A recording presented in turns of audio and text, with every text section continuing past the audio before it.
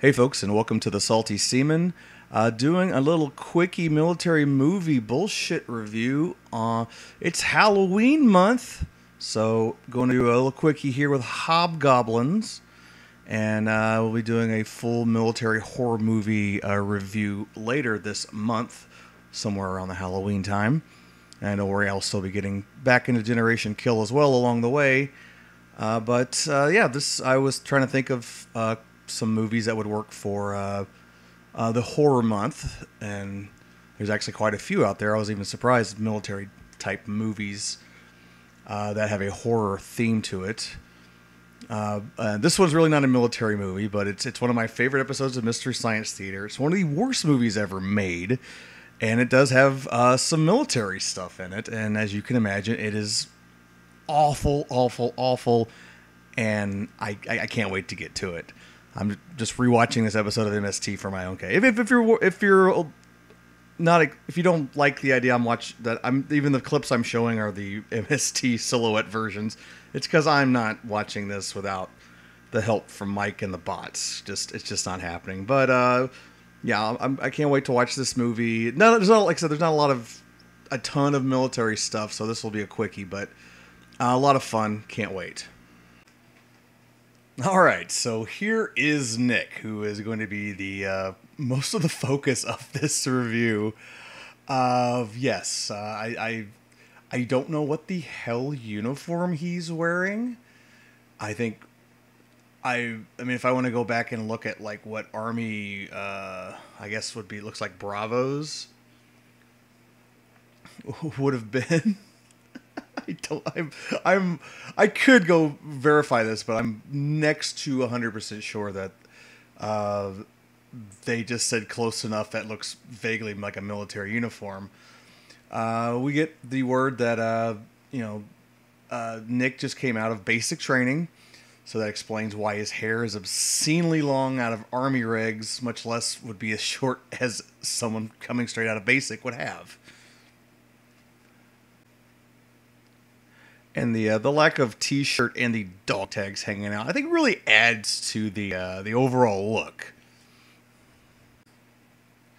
Sorry, my bad. He does have a white T-shirt on under there, which is sagging very low. The least of his problems, really, is the T-shirt. I don't know why I keep going on about his uniform, because the fun part is coming up next. I assume gardening implements are a common practice used in Army Basic. So this part of the movie, I think, is really, probably the most realistic. I'm sorry, I really just can't get past the hair. It's not just this movie. It's like every 80s friggin' military movies. Did no one in the 80s want to get a haircut to do a military role? I don't get it. Like the 70s part, definitely put in the 70s, MASH. I mean, they were on TV for 12 years. I can kind of forgive them letting that go, but Jesus, it's just stripes and so many examples of just like dudes who just aren't even close to military regs in their hair. It's like that dude's hair would have taken 2 months maybe to grow back if he got something resembling an Army haircut. Again, one of the very, very least problems of this movie.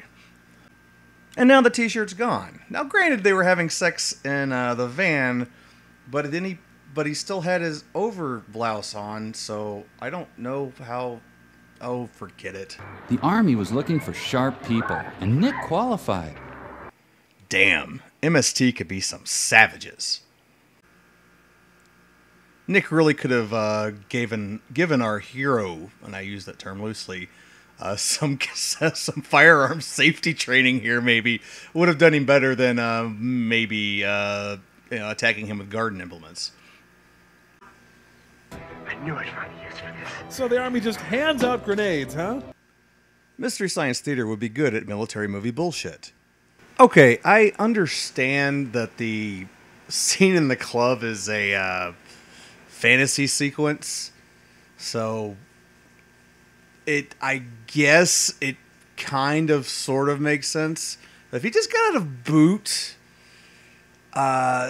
like, he wouldn't, would he have a sergeant? I mean, he would have had a DI, or drill sergeant, I guess. They don't have DIs in the Army, but why, he's no longer under his command. Why would he be reverting back to, it doesn't make any sense, even for a dream sequence. But again, one of the little problems of this movie, even the Rambo sequence, at least I can forgive that more than the, if this is supposed to be his drill sergeant from boot camp, why is he never addressed as such?